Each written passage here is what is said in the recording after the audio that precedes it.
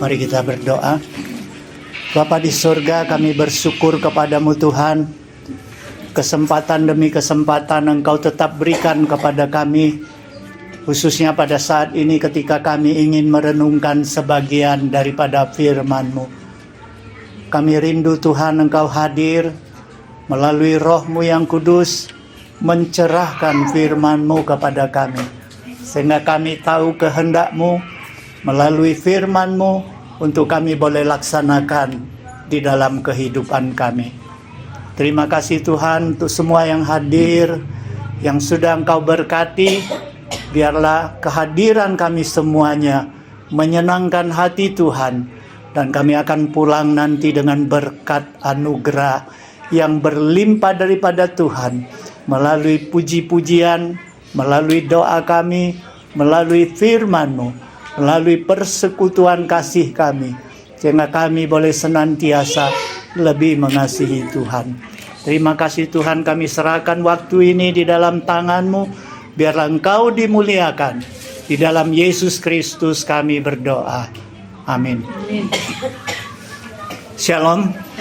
Jemaat PWMI yang saya kasihi di dalam Yesus Kristus.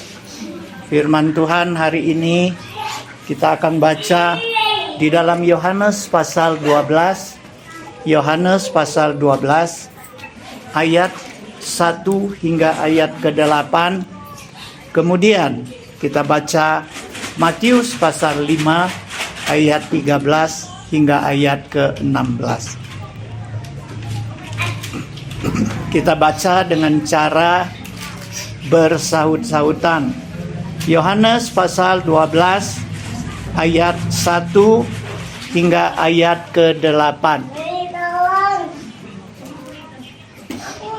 Bila sudah mendapatkan, kita memulainya. 6 hari sebelum Paskah, kita mulai. 6 hari sebelum Paskah, Yesus datang ke Betania, tempat tinggal Lazarus yang dibangkitkan Yesus dari antara orang mati. Di situ diadakan perjamuan untuk dia, dan Marta melayani. Sedangkan salah seorang yang turut makan dengan Yesus adalah Lazarus. Maka Maria mengambil setengah kati minyak narwastu murni yang mahal harganya, lalu meminyaki kaki Yesus dan menyekanya dengan rambutnya, dan bau minyak semerbak di seluruh rumah itu. Tetapi Yudas Iskariot, seorang dari murid-murid Yesus yang akan segera menyerahkan dia, berkata, "Mengapa minyak narwastu ini tidak dijual 300 dinar dan uangnya diberikan kepada orang-orang miskin?" Hal itu dikatakannya bukan karena ia memperhatikan nasib orang-orang miskin, melainkan karena ia adalah seorang pencuri. Ia sering mengambil uang yang disimpan dalam kas yang dipegangnya. Maka kata Yesus, "Ya, karena dia melakukan hal ini mengingat hari penguburanku, karena orang-orang miskin selalu ada pada kamu, tetapi aku tidak akan selalu ada padamu." Kemudian kita baca di dalam kitab Matius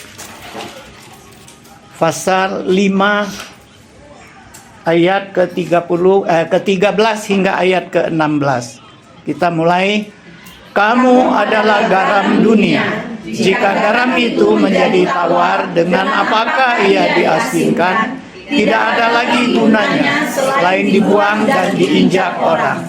Kamu adalah terang dunia. Kota yang terletak di atas gunung tidak mungkin tersembunyi. Lagi pula orang tidak menyalakan pelita lalu meletakkannya di bawah gantang, melainkan di atas kaki dia, sehingga menerangi semua orang di dalam rumah itu. Demikianlah hendaknya terangmu bercahaya di depan orang, supaya mereka melihat perbuatanmu yang baik dan memuliakan Bapamu yang di sorga." Jemaat PWMI yang saya kasihi di dalam Yesus Kristus, hari Jumat yang lalu saya dikasih tahu oleh Renita bahwa firman Tuhan akan dibawakan untuk Jumat ini. Dan saya bertanya, kira-kira firman Tuhan punya acara apa yang dibutuhkan. Nah, kemudian Ibu Renita mengatakan bahwa minggu ini ada pelantikan pengurus baru dan minggu PWMI. Oleh sebab itu, pilihlah pokok khotbah yang mengarah ke nasihat pelayanan. Nah, jemaat PWMI yang saya kasihi, berbicara melayani Tuhan sangat banyak cara, ya. Sangat banyak cara. Kita bisa melayani Tuhan melalui kata-kata kita. Kita bisa melalui Tuhan melalui puji-pujian kita. Kita juga bisa melayani Tuhan melalui sikap hidup kita. Kita juga bisa melayani Tuhan melalui kesaksian-kesaksian kita. Pokoknya melayani Tuhan itu banyak sekali cara. Saudara sekalian, saya ingat di tahun 2009, ketika itu ada sebuah semboyan yang ditayangkan oleh Metro TV. Karena saya hobi ya nonton, kalau nonton TV, Metro TV. Ya, itu saya ngefans dengan Metro TV. Kemudian di dalam tayangan itu ada sebuah semboyan yang mengatakan hidup adalah perbuatan.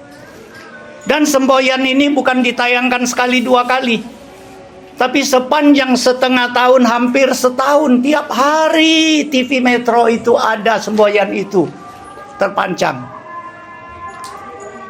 Karena waktu itu menjelang Harkitnas, Hari Kebangkitan Nasional, yang jatuh pada tanggal 20 Mei.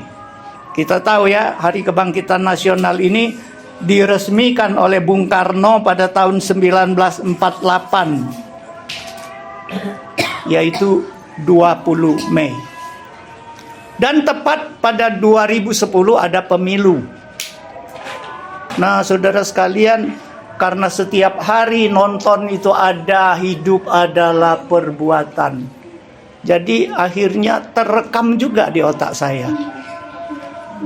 Langsung saya merenungkan, benar ya, hidup ada perbuatan. Hidup ini adalah perbuatan. Karena hanya orang hidup yang bisa berbuat sesuatu. Coba kalau ada orang yang hidup tapi tidak bisa berbuat sesuatu, dia tidak ubahnya seperti orang mati. Nah, jadi saya merenungkan hidup adalah perbuatan. Memang orang hidup itu harus berbuat sesuatu. Lantas saya pikir ini baik sekali untuk khotbah. Karena apa? Karena nilai seorang hidup di dunia ini bukan berapa panjang umurnya. Bukan berapa panjang umurnya dia hidup di dunia ini, tetapi berapa banyak perbuatan yang sudah dia lakukan. Dan perbuatan itu tentu perbuatan yang baik, yang bermanfaat, yang sumbangsi, baik kepada keluarganya, kepada masyarakatnya, kepada negaranya, bahkan kepada Tuhannya. Jadi saya pikir tidak ubahnya seorang Kristen nilainya bukan berapa lama dia jadi orang Kristen, bukan. Tetapi berapa banyak perbuatan kasihnya, berapa banyak perbuatannya untuk Tuhannya di dalam hidup kekristenannya. Jadi saudara sekalian, jelaslah, hidup itu berkaitan erat dengan perbuatan. Jadi saya mengambil hari ini tema adalah melayani Tuhan melalui perbuatan kita. Saudara sekalian, khususnya untuk pengurus yang dilantik hari Minggu nanti. Saudara sekalian, kita tahu bahwa menjadi pengurus di dalam persekutuan Tuhan bukan saja sebagai sebuah anugerah yang Tuhan berikan, bukan saja menjadi suatu kebanggaan, tetapi justru jabatan ini adalah suatu beban, suatu tugas yang Tuhan berikan kepada kita, merupakan suatu kepercayaan yang besar. yang Tuhan berikan, yang gereja berikan, yang jemaat berikan kepada kita untuk kita menyandang jabatan ini. Lalu apa yang harus kita lakukan? Tentu, kalau ini adalah persekutuan di dalam kerohanian, maka perbuatan yang harus kita lakukan adalah untuk Tuhan dan untuk sesama kita. Saudara sekalian, lalu saya pikir, saya harus bawa contoh apa di dalam Alkitab? Saya pilih keluarga Lazarus. Kita tahu keluarga Lazarus ini mempunyai 3 bersaudara. Ya, Maria, Marta, dan Lazarus. Dan Maria, Marta, Lazarus ini tidak termasuk 12 murid Yesus. Tidak. Kalau kita lihat sepanjang Alkitab, mereka juga tidak punya prestasi yang menonjol. Bahwa mereka melakukan apa-apa yang menggemparkan, yang menonjol di dalam pelayanan mereka. Tidak. Kita juga tidak melihat keluarga ini memberitakan Injil kepada orang lain. Tidak. Alkitab tidak mencatat itu. Lalu kenapa kita melihat Yesus sangat dekat dengan keluarga ini? Sehingga ketika Lazarus sakit keras, utusan dari Marta datang kepada Yesus, mereka hanya ngomong apa? Guru, dia yang engkau kasihi sakit. Yesus langsung mengerti, itu Lazarus yang sakit. Nah, saudara sekalian, kita dapat bayangkan betapa dekatnya, betapa Yesus mengasihi Lazarus. Di dalam Alkitab kalau kita lihat, walaupun tidak secara eksplisit, secara jelas Alkitab mengatakan bahwa Yesus pernah nginap di rumah Marta, Maria, dan Lazarus. Tetapi sedikitnya ada 2 kali Yesus nginap di dalam rumah Lazarus, Marta, dan Maria. Nah, saudara sekalian, sepanjang pelayanan Yesus, Yesus hanya 2 kali menangis. Salah satu, dia menangis ketika Lazarus mati. Ketika dia melihat banyak orang menangis dan sedih di situ, terharulah hati Yesus. Alkitab mengatakan lalu masgullah hati Yesus dan Yesus menangis. Saudara sekalian, dari sini kita melihat betapa Yesus mengasihi keluarga ini. Saudara sekalian, Yesus mengasihi mereka bukan karena mereka kaya, bukan karena mereka menonjol, tetapi kenapa Yesus begitu dekat, begitu mengasihi mereka? Tidak lain karena mereka memberi perhatian, mereka memberi pelayanan yang sangat baik kepada Yesus. Saudara sekalian, peristiwa yang kita baca di dalam Yohanes pasal 12 itu ketika Yesus terakhir kali menuju ke Yerusalem, dan setelah itu Yesus tidak lagi kembali. Dan ini adalah terakhir kali Yesus masuk Yerusalem, dan disitulah dia ditangkap, disitulah dia disalibkan, dan disitulah dia mati. Saudara sekalian, apa yang dilakukan oleh keluarga Lazarus? Marta, Maria, dan Lazarus, mereka mengambil kesempatan ini. Mereka tidak biarkan Yesus lewat di kota Betania itu dengan tidak memberikan kesan terakhir. Kenapa Maria tahu bahwa seolah-olah Maria tahu ya, Yesus ini kalau sekali ini terakhir ini, tidak ketemu lagi kita dengan Yesus. Maka dia sibuk mengumpulkan orang-orang pada saat itu yang pernah ditolong oleh Yesus untuk mengadakan pesta perjamuan yang spesial untuk Yesus. Sekalipun ada jemaat, ada hamba Tuhan yang menganggap pesta ini diadakan di rumah Marta, tetapi saya lebih condong pesta ini diadakan kota Betania, di tempat tinggal Lazarus, tapi bukan di rumah Lazarus. Pesta ini diadakan di rumah Simon si Kusta, karena Simon si Kusta ini pernah disembuhkan oleh Yesus. Jadi mereka berkumpul di rumah itu, dan keluarga Lazarus melayani ke sana.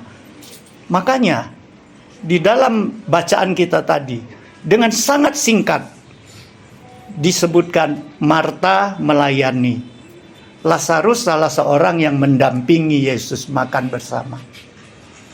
Karena ada Maria yang melakukan persembahan minyak narwastu mengurapi Yesus, maka itu ditonjolkan di dalam pembacaan kita. Nah, saudara sekalian, Yesus bukan hanya itu kali diundang. Kita tahu pertama Yesus diundang waktu pesta kawin di Kana. Yesus bukan dianggap tamu kehormatan, bukan. Yesus duduk di mana? Yesus duduk dekat dapur. Kalau tamu kehormatan nggak mungkin duduk dekat dapur ya. Sehingga ketika anggur itu hampir habis, Maria yang ada di dapur yang sibuk memberitahukan Yesus untuk menolong mereka. Disitulah peristiwa Yesus jadikan air jadi anggur. Saudara sekalian, Yesus juga pernah diundang oleh seorang yang bernama Simon. Simon ini orang Yahudi, orang yang kaya. Tapi Yesus bukan dianggap tamu kehormatan. Karena Yesus masuk, kakinya nggak dicuci. Biasanya kalau tamu masuk ke rumah, disiapkan air untuk cuci kakinya. Hamba yang mencuci kaki. Kemudian kalau tamu kehormatan itu masuk, tuan rumahnya memeluk tamu itu dan mengurapi kepalanya dengan minyak. Tetapi Yesus katakan kepada Simon, Simon, aku masuk ke rumahmu, kau tidak cuci kakiku, kau tidak memeluk dan mencium aku, kau tidak mengurapi aku dengan minyak, tetapi Maria mengurapi aku dengan minyak narwastu yang mahal. Nah, saudara sekalian, Yesus juga pernah makan di rumah Sakeus. Ingat enggak kita? Tapi itu bukan undangan Sakeus. Itu adalah inisiatif Yesus. Ketika Yesus melihat kerinduan Sakeus untuk berjumpa dengan dia dan manjat ke atas pohon, kemudian Yesus katakan, Sakeus, turun kau, turun. Aku mau makan di rumahmu.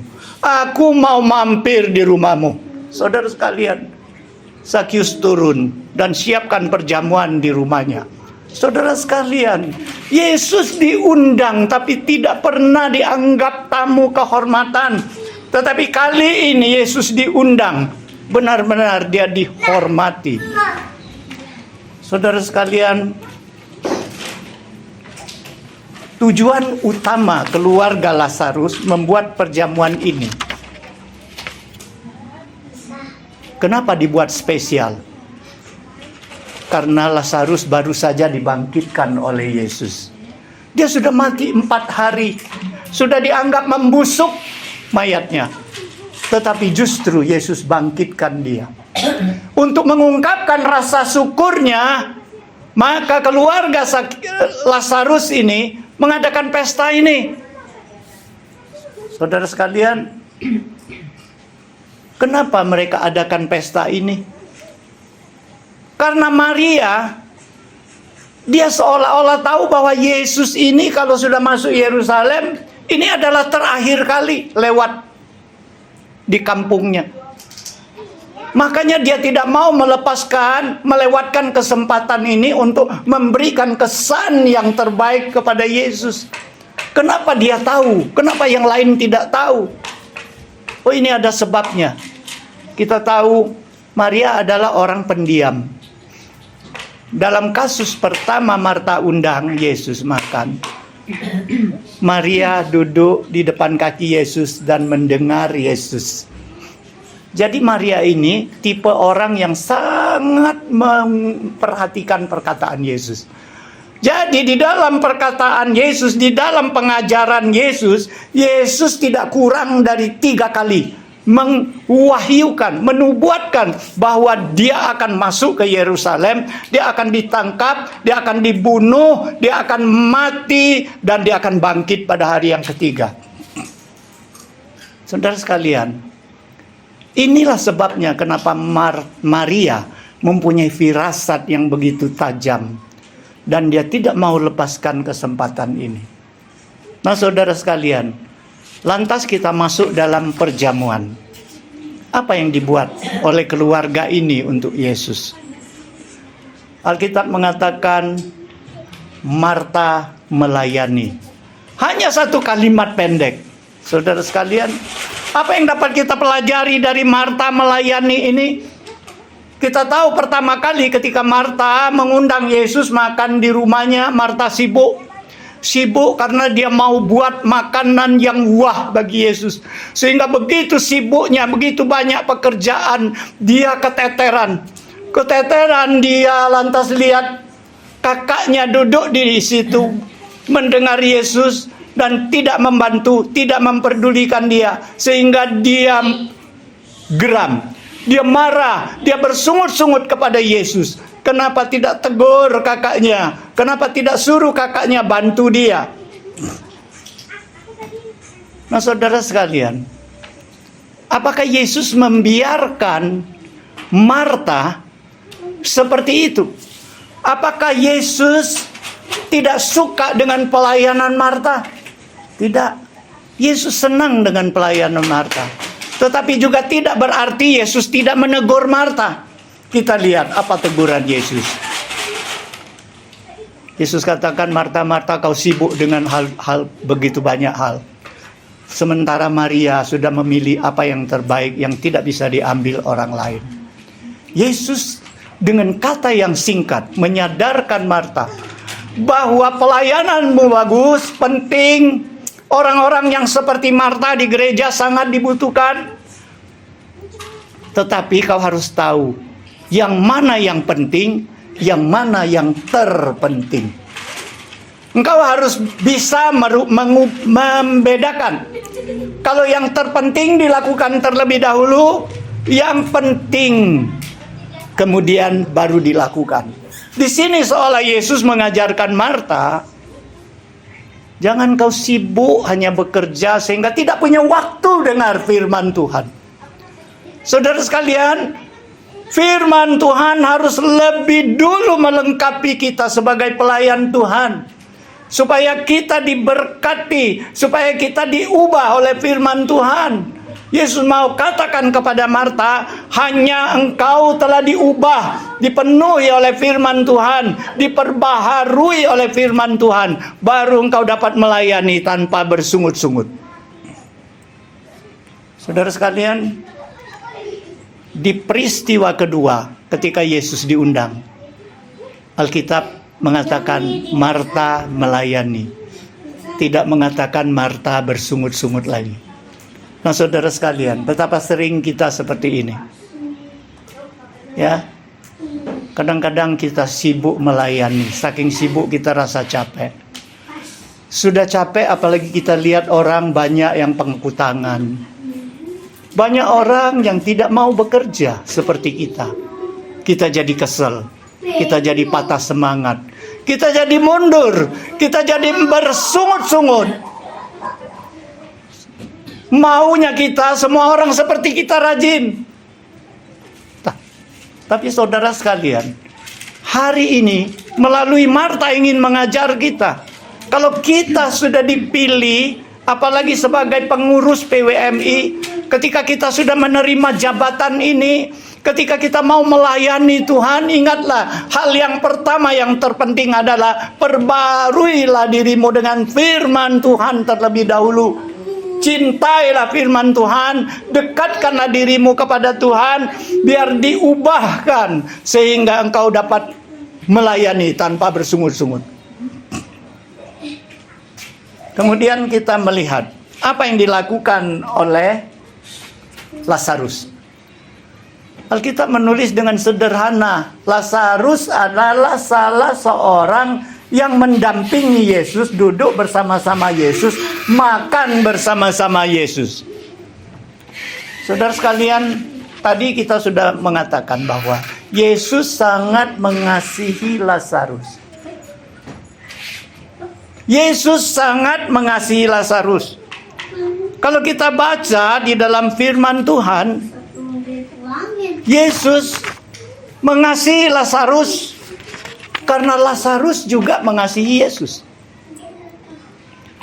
Karena Yesus di dalam firman-Nya mengatakan, barang siapa yang mengasihi aku, Dialah yang melakukan perintah-perintahku, dan aku akan mengasihi dia juga, serta akan menyatakan diri kepadanya dan tinggal bersama-sama dengan dia. Saudara sekalian, dari sini kita dapat menyimpulkan bahwa kenapa Lazarus selalu duduk dekat Yesus. Karena dia mengasihi Yesus. Dan kita tahu bagi Yesus itu adalah suatu penghormatan.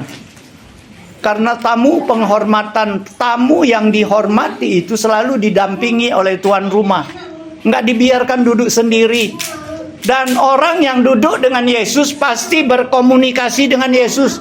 Nggak mungkin dia duduk di samping Yesus sediaman. Nggak ngomong-ngomong. Nggak. Pasti di situ mereka ngobrol. Saling membagi isi hati.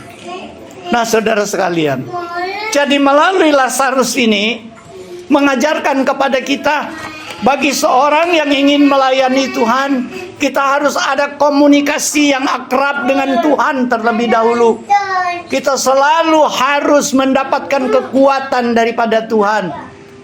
Raja Daud setiap kali mengerjakan sesuatu, dia pasti bertanya kepada Tuhan.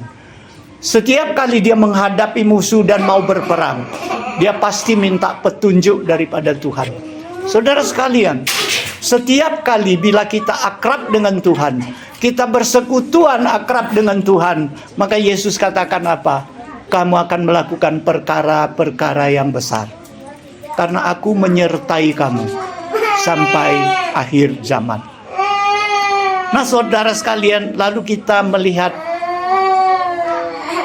kenapa kita selalu melayani, tidak mempunyai kekuatan. Karena kita kurang bersekutu dengan Tuhan.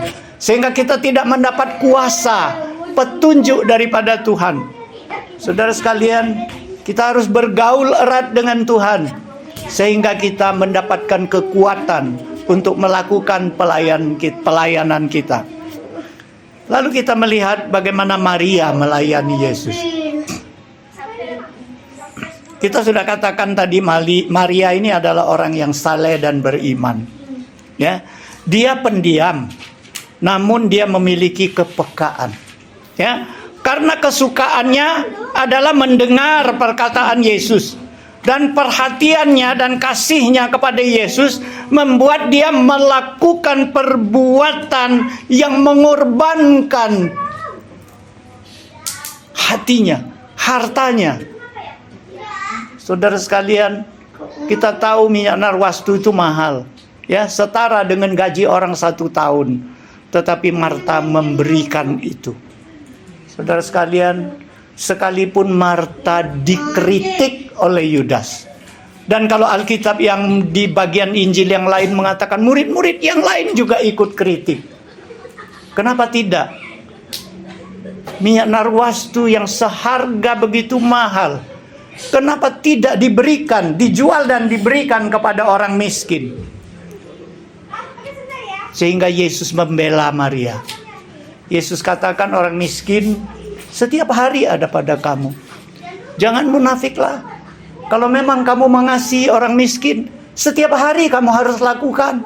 Bukan saat ini. Saat ini apa yang Maria lakukan adalah untuk hari penguburanku.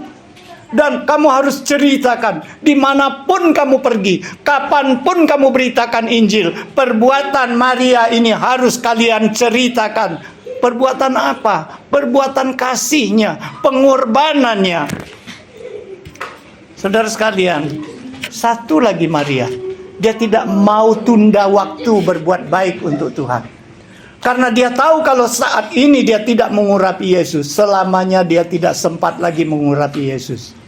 Kalau saat ini dia tidak membalas kasih Tuhan, maka selamanya dia tidak punya kesempatan lagi melayani Tuhan, mengurapi Tuhan.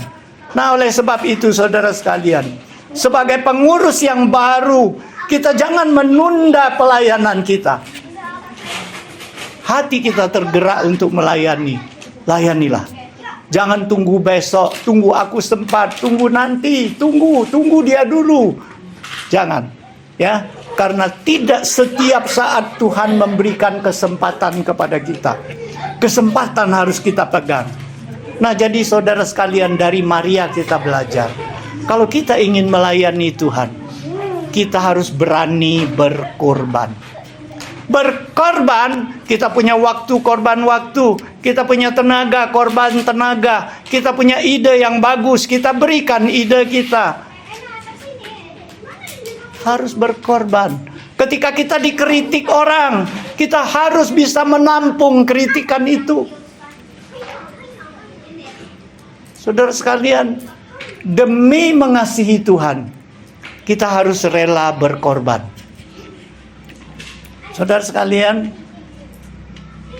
hari ini kita tidak mungkin lagi melayani Yesus seperti zamannya Maria, Marta, dan Lazarus. Karena Yesus sudah pulang ke surga. Tetapi hari ini Tuhan katakan apa? Kepada yang terkecil ini, apa yang kau buat? Berarti engkau buat untuk aku. Saudara sekalian, Yesus tidak juga mau berubah kita. Kau harus jadi Marta, kau harus jadi Maria, kau harus jadi Lazarus. Tidak. Yesus mau kita melayani seperti apa adanya sekarang. Layanilah dengan apa yang ada pada kita sekarang. Apa yang sudah dipercayakan kepada kita oleh Tuhan, talenta apa yang sudah Tuhan berikan kepada kita, layanilah dengan itu.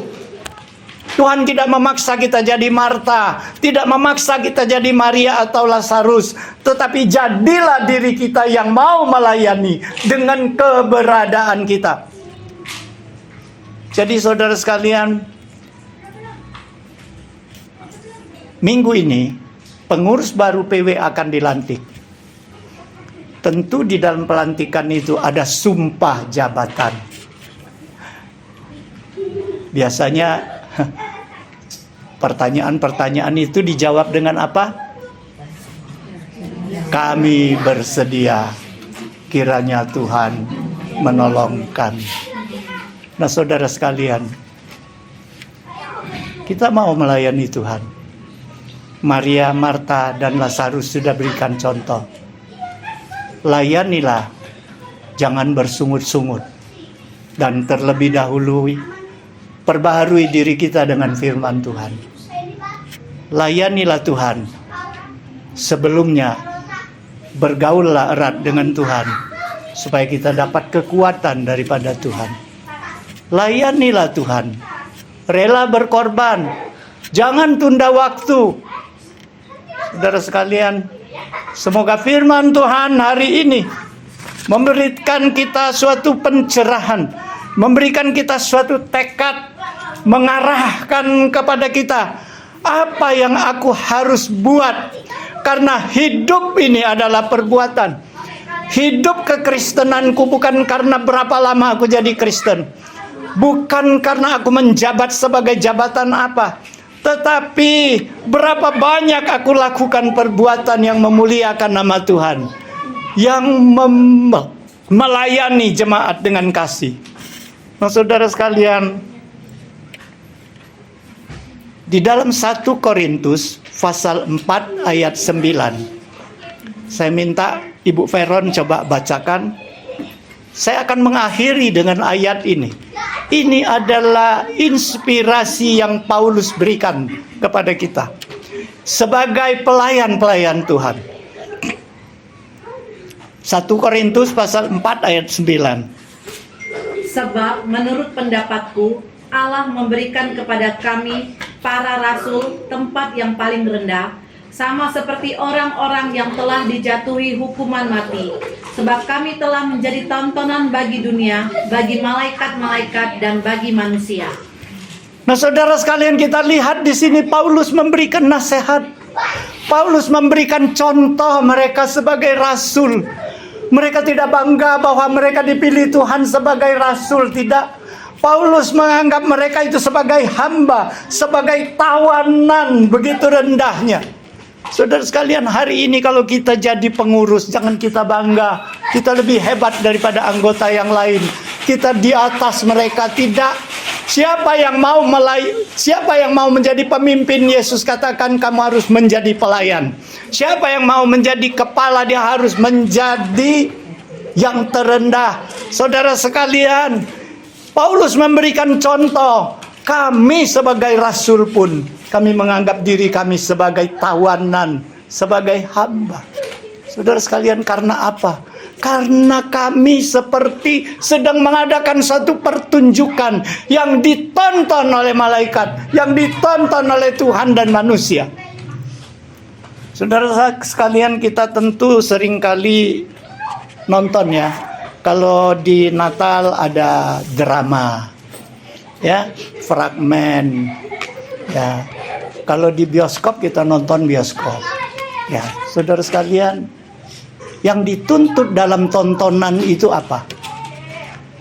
Ya, seringkali kalau kita sudah nonton drama, kita pulang, masing-masing ada penilaian sendiri. Ah, drama itu jelek. Kenapa jelek? Yang jadi peran bapak enggak seperti bapak. Yang jadi anak kayak bukan anak. Yang jadi istri apalagi. Yang jadi mama enggak sesuai. Saudara sekalian, ini ditonton, dinilai. Tapi kalau kita mengadakan peran di situ, peran pribadi sebagai bapak persis, gayanya, kata-katanya, gerak-geriknya, wih persis, bapaknya itu hebat, seperti bapak benar, anaknya seperti anak benar, istrinya seperti istri benar, masing-masing mengerjakan perannya dengan baik, dengan bagus, saudara sekalian. Tapi satu lagi, apa yang dituntut di dalam sebuah drama? Kerjasama yang harmonis. Saudara sekalian, bagaimana kerja harmonis itu bisa tercapai sehingga drama itu tidak membingungkan orang, tetapi bisa mengiring orang kepada kesimpulan tujuan drama yang sebenarnya, sehingga orang menilai drama ini benar-benar drama yang baik. Apa yang harus dilakukan supaya semua pemeran-pemeran bekerja dengan sinergi di bawah satu pimpinan, yaitu sutradara yang agung, yaitu Yesus. Jadi saudara sekalian, baik engkau adalah ketua PW, bendahara PW, atau seksi-seksi yang lain, sekretaris dan seksi-seksi yang lain. Lakukanlah tugasmu sesuai dengan jabatanmu. Lakukanlah dengan kesungguhan, dengan benar-benar. Dan kalian bekerja samalah menurut perintah daripada Tuhanmu. Dan disitulah kalian menjadi tontonan yang dipuji orang. Karena yang menonton kalian itu bukan hanya jemaat PW, bukan hanya jemaat gereja, tetapi malaikat Tuhan menonton apa yang kamu kerjakan untuk pelayanannya. Semoga firman Tuhan hari ini memberkati kita semua. Mari kita berdoa. Bapa di sorga, kami mau bersyukur kepadamu. Melalui firman-Mu Engkau selalu menyadarkan kami bagaimana caranya kami melayani Tuhan. Bagaimana kami melakukan perbuatan di dalam kehidupan kami, sehingga kekristenan kami berarti, sehingga kekristenan kami menjadi suatu kesaksian, karena kami telah Engkau jadikan garam-Mu dan terang-Mu, di mana kami tidak dapat menyembunyikan diri kami. Tuhan, berikanlah kami hati yang patuh kepadamu, berikanlah kami hati yang rela berkorban kepadamu. Berkatilah pengurus baru yang sudah Engkau pilih bagi PWMI, agar mereka ketika dilantik besok, lusa, mereka akan menjadi pengurus-pengurus yang benar-benar bekerja dengan penuh tanggung jawab, penuh kesetiaan, penuh kerjasama yang baik, hanya karena nama-Mu, hanya karena membangun PWMI dan melakukan karya yang menyenangkan hati Tuhan. Terima kasih Tuhan. Di dalam Yesus Kristus kami berdoa. Amin.